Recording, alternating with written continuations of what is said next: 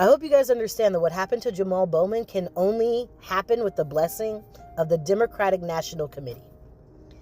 It can only happen with the DNC paving the way for his opponent to even get into the primary. All that money that AIPAC was spending can only be as effective as the DNC allows it, because trust and believe they have the money to combat this, to protect their incumbents. They do it every fucking election cycle. So ask yourself, why didn't they do it for this one? One of the more frustrating things about liberals, Democrat voters, the vote blue no matter who crowd is, even in their arrogance of political literacy, they do not see how these tactics that the DNC deploys against its left flank of its base is also the same tactics that they will surely complain about in the general elections when the Republicans do it to them. And who's going to stop that from happening? Who is going to stop AIPAC from putting in another $15 million to benefit the Republican candidate of the 16th District of New York? A candidate that is probably in more alignment with AIPAC's vision of the imperialist expansion of Israel. She's an outsider. She's not an establishment Republican. She's a medical doctor.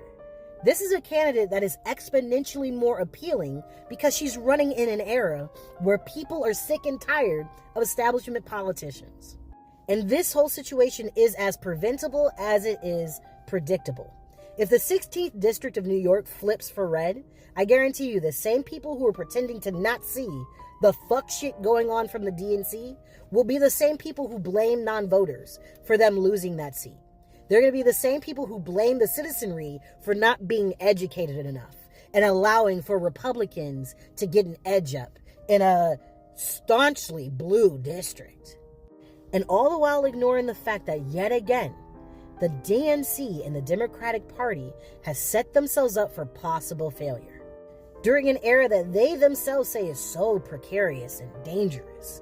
They themselves say that America is skating on such thin ice and every seat in the House and Senate counts. And yet they did this. And for what? To protect and appease an ethno-state that is quite clearly engaging in genocide?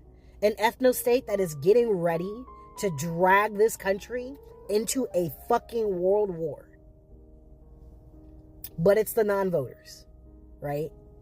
It's the citizens who are disengaged. That's what's fucking everything up. That's what's causing Democrats to lose all these offices and shit. Okay,